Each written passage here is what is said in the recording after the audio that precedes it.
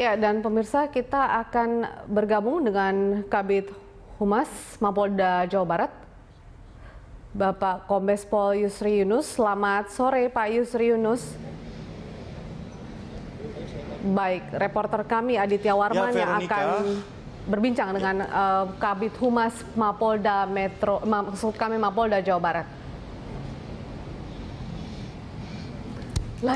Ya, Veronica, terima kasih. Saat ini saya sedang berada bersama Kabid Humas Polda Jawa Barat, yaitu Kombes Pol Yusri Yunus. Nanti Bapak akan memberikan sedikit informasi mengenai penetapan ataupun penaikan status Rizik Syihab sebagai tersangka. Bapak, terima kasih atas waktu bersama kami. Bapak bisa dijelaskan kepada teman-teman Berita 1 TV bagaimana proses penetapan ini? Sepertinya cukup lama penetapan Rizik Syihab sebagai tersangka ini. Sebenarnya bagaimana Pak prosesnya, Pak? Oke, terima kasih. Memang ini berjalan kurang lebih 8 jam ya. Hari ini kita laksanakan gelar perkara yang ketiga. Sebenarnya gelar perkara yang ketiga ini cuma melengkapi dari hasil gelar perkara yang kedua minggu lalu. Dari hasil gelar perkara minggu lalu bahwa ada beberapa saksi-saksi lagi yang harus diperiksa, termasuk saksi ahli. Dari 15 saksi sampai dengan hari ini terperiksa 18 saksi. Berarti ada 2 saksi di luar yang mengetahui pada saat itu. Kemudian ada beberapa bukti dokumen-dokumen lain yang harus dilengkapi. Ya, dan ini semuanya sudah terlengkap hari ini. Kemudian jam 11 pagi tadi kita laksanakan gelar perkara. Untuk laksanakan gelar perkara sampai dengan pukul 18.00 kurang lebih 8 jam kita lakukan gelar perkara.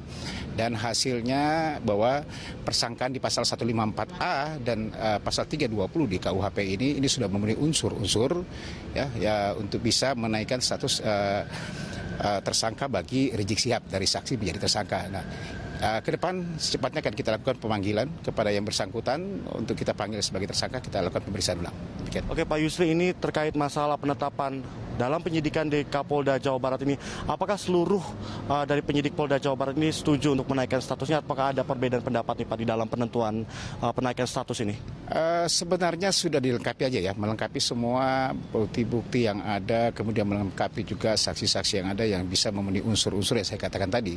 Ya, dan semuanya selama 1 minggu ini sudah terpenuhi semuanya. Alhamdulillah semuanya sudah bisa berdasarkan kesepakatan dari penyidik. Ya, penyidik sini karena memang kan penyidik adalah sesuai dengan pasal 1 angka 2 di dalam Undang-Undang Nomor 881, tindakan seorang penyidik dalam yang diatur dalam aturan perundang-undang untuk mengumpulkan bukti dan keterangan untuk membuat terang suatu perkara, ya, untuk bisa menaikkan menjadi tersangka. Inilah salah satu bentuk keprofesionalan polisi, dan percayakan kepada kami akan menyidik sesuai dengan aturan perundang-undangan yang berlaku.